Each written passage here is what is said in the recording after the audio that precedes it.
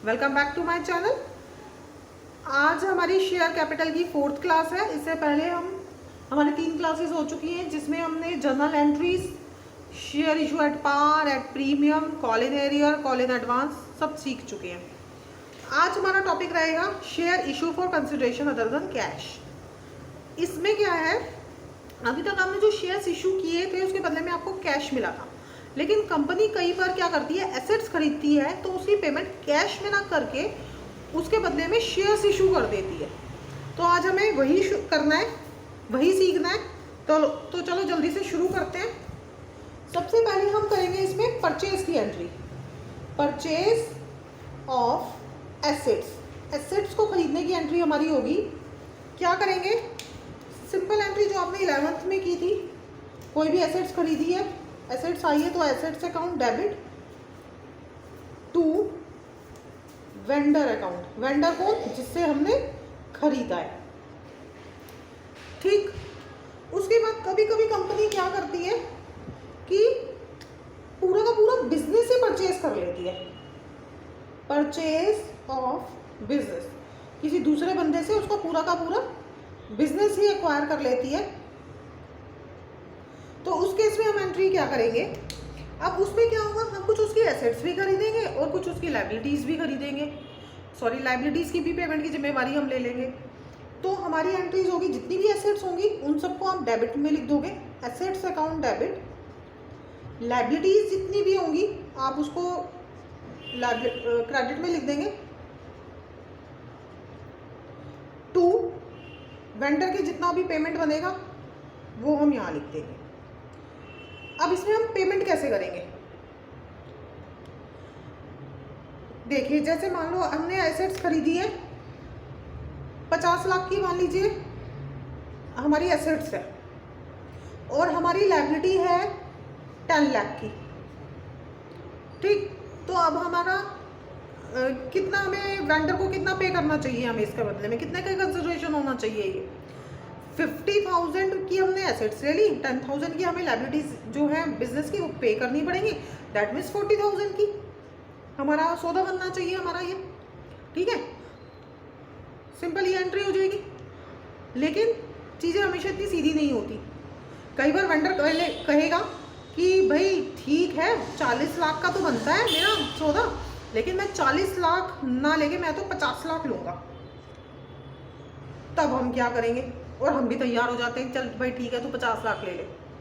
अब हम उसको 50 लाख रुपए क्यों देंगे, 40,000 का सीधा सीधा 40 लाख का होना चाहिए ना बिजनेस। अब हम उसको जो 10 लाख, उसको ये देखो 10 लाख दे रहे हैं 60 और ये 50, अब हम ये 10 लाख उसको एक्स्ट्रा दे रहे हैं तो कुछ तो फायदा होगा।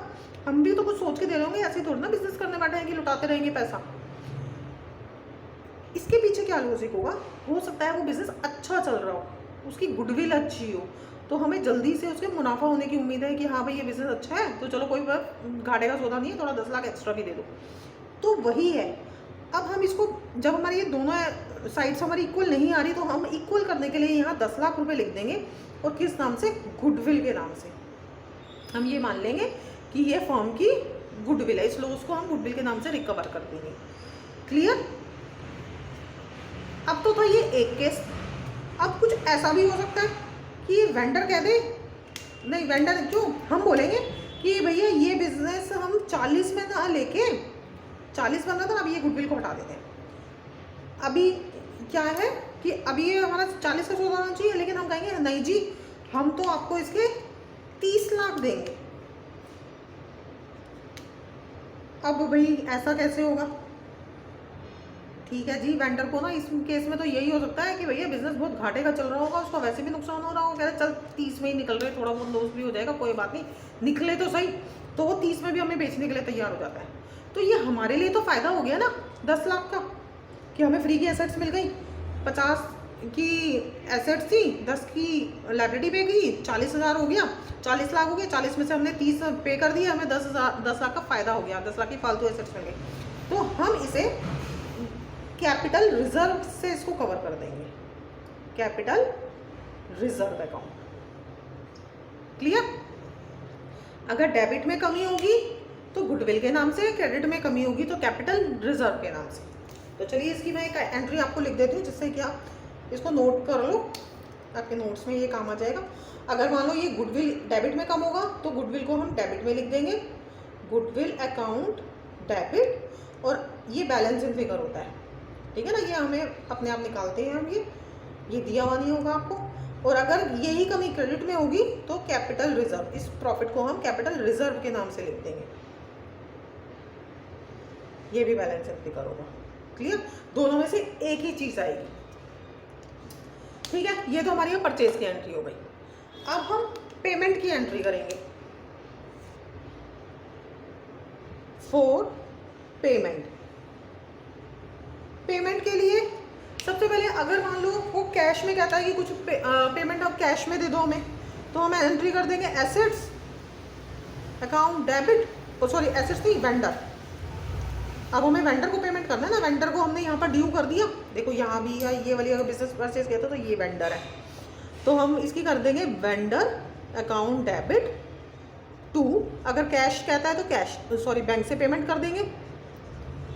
उसके बाद अगर मान लो वो कोई बिल कहता है कि बिल के थ्रू पेमेंट करना है तो बीपी लिख देंगे, बीपी अकाउंट, ठीक है। या फिर ये कुछ पार्शली भी हो सकता है, जैसे मान लो ये तो हमारा 40 लाख का है वेंडर, और 10-10 लाख रुपए हम यहाँ बैंक में बैंक से पे कर देते हैं, और 10 का बीपी ले लेते हैं, और ये 40 का था हमारा, तो बाकी के हम शेयर कैपिटल इशू कर देते हैं, तो शेयर कैपिटल के नाम से लिख देंगे। कितने हो गए वो 20 लाख, ठीक है। एंट्री हो जाएगी पेमेंट की, जब हमने शेयर इशू करेंगे या फिर बैंक से बीपी से भी पेमेंट करेंगे, तो vendor to bank to BP to share capital. अगर मान लो बैंक नहीं है तो बैंक को हटा देंगे, बीपी नहीं है तो बीपी को हटा देंगे, दोनों ही नहीं है सिर्फ कैपिटल हमने इशू करी है, तो वेंडर टू कैपिटल एंट्री हो जाएगी, सिंपल, ठीक। अब इसमें भी कई बार होता है कि हम शेयर इशू करते हैं एट प्रीमियम पे, तो उस केस में क्या एंट्री होती है, vendor account debit to share capital to security premium reserve. Vendor में सेम अमाउंट आ जाएगा, और शेयर कैपिटल में देखो जैसे मान लो 40 लाख की हमारी 60 लाख की हमारी हमें वेंडर को पे करना है, ठीक। तो हम इस केस में कितने शेयर इशू करेंगे हमें ये निकालना पड़ेगा, हमें इसमें नंबर ऑफ शेयर्स निकालने पड़ेंगे जो हमें जितने हम इशू करेंगे। अब देखो कैसे निकालते हैं, अब 60 लाख की पेमेंट करेंगे हमें, हाँ 60 लाख की पेमेंट करनी है, तो क्या अब एक शेयर की वैल्यू अब कितनी है, हम क्या करेंगे, जो फेस वैल्यू है उसमें सिक्योरिटी प्रीमियम को ऐड कर देंगे। मान लो इसका 10 है वैल्यू और प्रीमियम हमारा 2 है, तो कितना हो गया, 12 हो गया, 12 रुपये एक शेयर की वैल्यू हो गई, तो 12 से डिवाइड करेंगे तो कितना आ जाएगा, 5 लाख आ जाएगा हमारा। 5 लाख हमें शेयर इशू करने पड़ेंगे। हम यहाँ पे 5 लाख को 10 से मल्टीप्लाई करेंगे, यानी 50 लाख हो गया, और यहाँ 5 लाख को 2 से मल्टीप्लाई किया 10 लाख हो गया। अब हमें इस केस में 60 लाख की पेमेंट के लिए सिर्फ 50 लाख के शेयर्स इशू करने पड़ेंगे, 10 लाख का उसका security premium reserve, security premium के नाम से हो गया, प्रॉफिट हो गया ये। आई थिंक दैट्स क्लियर, ठीक है। इसमें हमें नंबर ऑफ शेयर्स निकालने पड़ते हैं। तो चलिए कुछ एंट्रीज और हैं वो भी देख लेते हैं, फिर आगे क्वेश्चन से शुरू करेंगे। अब क्या होता है, कुछ हमारे फर्म के कुछ कंपनी के कुछ खर्चे भी ऐसे होते हैं जिनके बदले में हम कैश से पेमेंट ना करके उसके बदले में शेयर्स इशू कर देते हैं। जैसे क्या केसेस होते हैं, जैसे share issue to promoter, issue to promoters.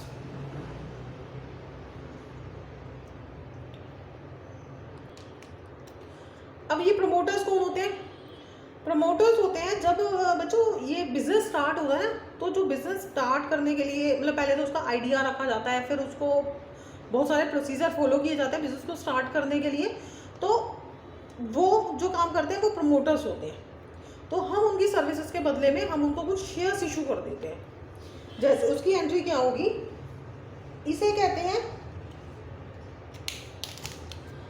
Incorporation cost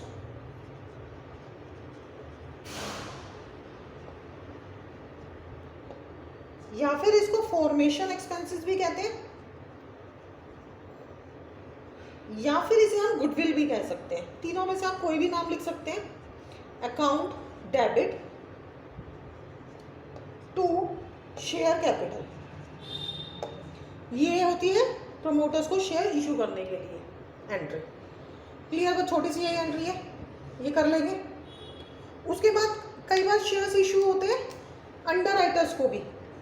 share issue to underwriter. अब ये अंडर राइटर कौन होते हैं?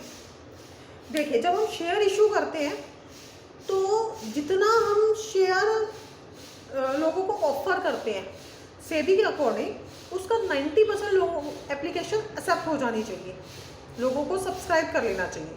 अगर वो सब्सक्राइब नहीं करते हैं तो आप शेयर्स इशू नहीं कर सकते, आपको सबका पैसा वापस करना पड़ेगा।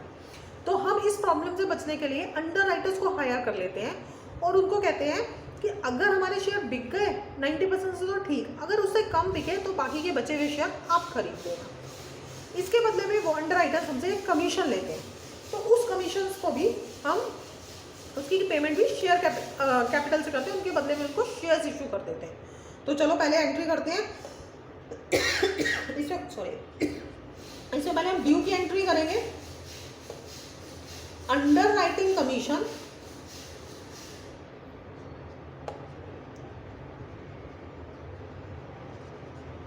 To under writers.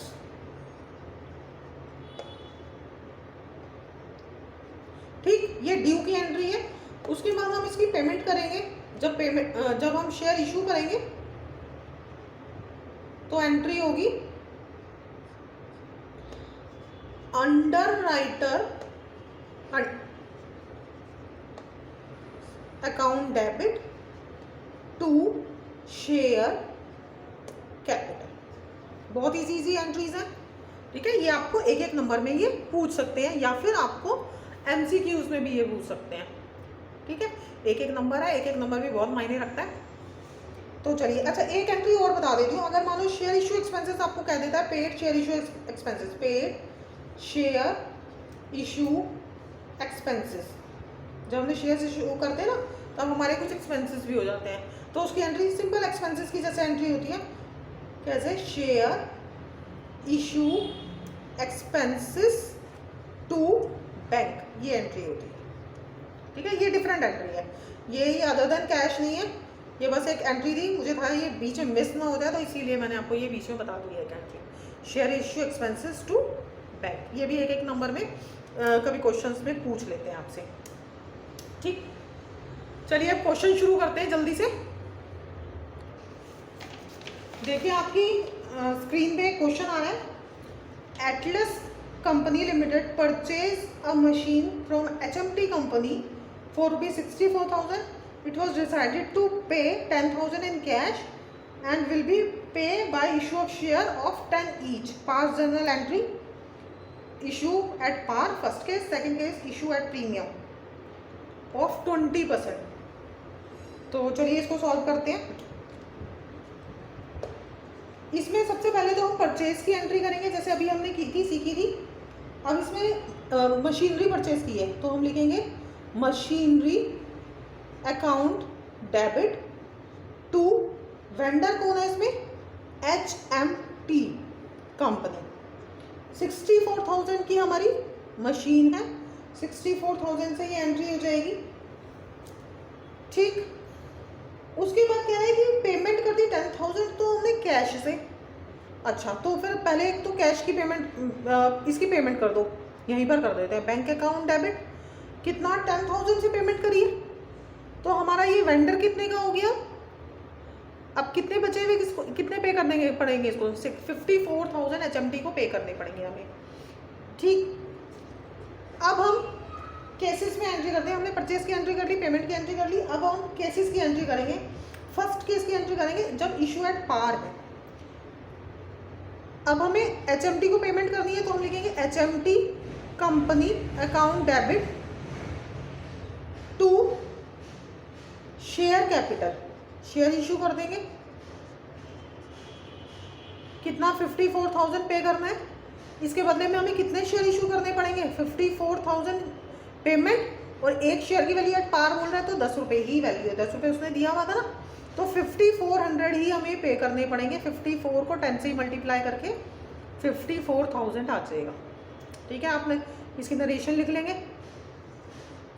अब इसकी सेकंड पार्ट की एंट्री है इशू एट प्रीमियम। पहले इसकी एंट्री कर लेते हैं। HMT company account debit to share capital to security premium reserve. हमें पेमेंट करनी है 54,000 की। अब हमें इसमें शेयर्स कितने पे करने हैं, शेयर्स कितने इशू करने पड़ेंगे, अब वो निकालने के लिए हम क्या करेंगे, 54,000 को डिवाइड करेंगे। अब शेयर की वैल्यू कितनी है, प्रीमियम है 20%, 20% प्रीमियम है, तो कैसे निकालेंगे, 10 का 20%, 10 का 20% आएगा 2, यानी अब एक शेयर की वैल्यू हो जाएगी 10 + 2 यानी 12, 12 से डिवाइड करेंगे इसे। ठीक, 12 से डिवाइड करेंगे तो आएगा 4500। ठीक, तो अब हम यहाँ शेयर कैपिटल में लिखेंगे 4500 को 10 से मल्टीप्लाई करके कितना आएगा 45,000, और 4500 को 2 से मल्टीप्लाई करेंगे तो आएगा 9000। ये इसका number of share.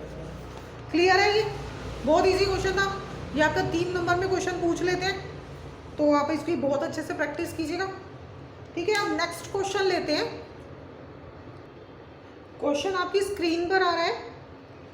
A company issued 15,000 fully paid up equity share of ₹100 each for the purchase of the following assets and liabilities from Gupta brothers.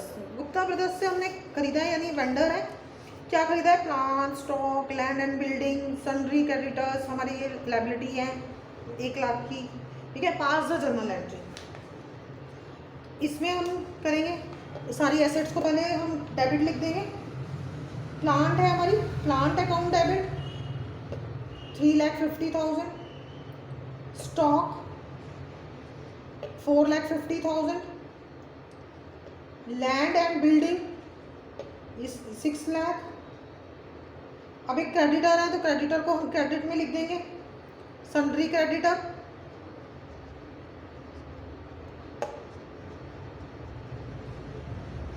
ये 1 लाख के। अब हम जब इसको, और हमारा वो कौन है, गुप्ता ब्रदर्स, गुप्ता ब्रदर्स है, और इसे हमने किए 15,000 fully paid up equity share. ठीक है, तो यानी हमारा परचेज कंसिडरेशन कितने का हुआ है, 15 लाख का। हमने इसको इतने ही शेयर इशू कर दिए, इससे निकाल के दिया हुआ है कि कितने शेयर इशू किए। अभी हम इसको ड्यू करते हैं, बाद में नेक्स्ट एंट्री में हम इसको पेमेंट कर लेंगे। कैपिटल गुप्ता ब्रदर्स में हमने लिख दिया 15 लाख, तो ये यहाँ कितना हो गया, 16 लाख ये हो गया, और जब इसको करेंगे तो ये 14 लाख होगा।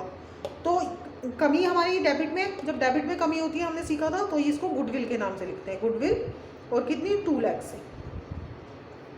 ठीक, ये अभी हमारी परचेज की एंट्री हो गई।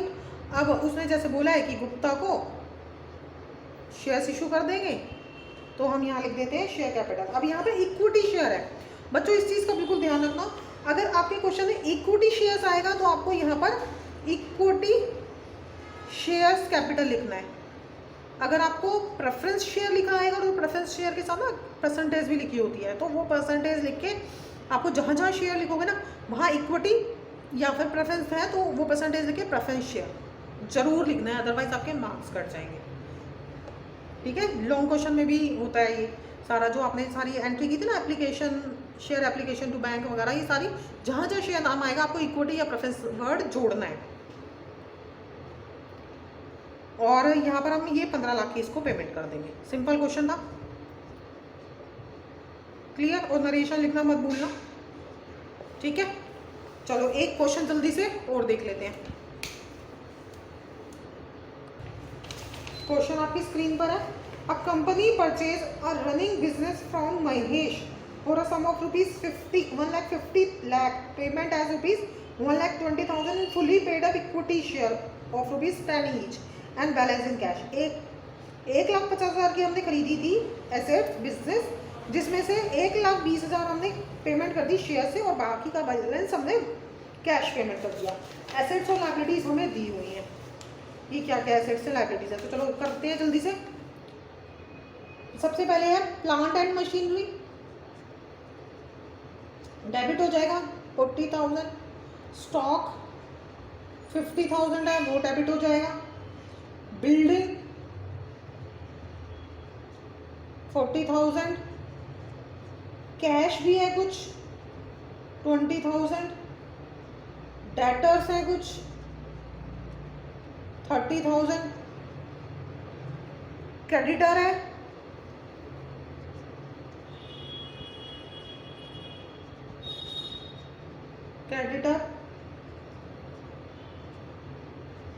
20,000 और हमारा कंसिडरेशन है 1,50,000 का।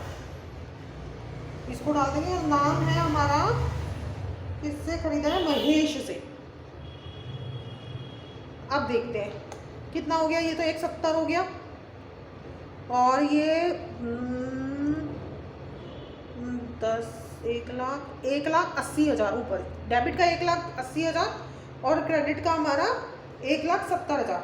10,000 का हमारा डिफरेंस आ रहा है, तो हम 10,000 को यहाँ क्रेडिट में लिख देंगे टू, बताइए किस नाम से, कैपिटल रिजर्व के नाम से। क्लियर? डेबिट में कमी आएगी गुडविल के नाम से, क्रेडिट में कमी आएगी कैपिटल रिजर्व के नाम से। अब नेक्स्ट हमारी शेयर इशू करने की एंट्री हो जाएगी। महेश को पेमेंट करनी है और एक तो उसने बोला बैंक से पेमेंट करनी है, कितनी, कुछ तो 1,50,000 तो महेश पे ड्यू है और उसने इक्विटी शेयर कैपिटल लिखेंगे यहाँ पर, कितनी, 1,20,000 के इक्विटी शेयर उसने इशू करे हैं, बाकी का उसने कैश से पेमेंट कर दिया, यानी 30,000 बैंक में आ जाएंगे। ठीक, आसान था ये भी क्वेश्चन। आई होप सब कुछ क्लियर होगा। अगर आपको कुछ डाउट्स होते हैं तो आप कमेंट्स में मुझे लिख दीजिएगा, नेक्स्ट क्लास में उसे मैं सॉल्व करने की आप सबको बताने के लिए कोशिश करूँगी। तब तक के लिए चलिए बाय, और आप प्रैक्टिस कीजिएगा, नेक्स्ट क्लास में फिर मिलते हैं।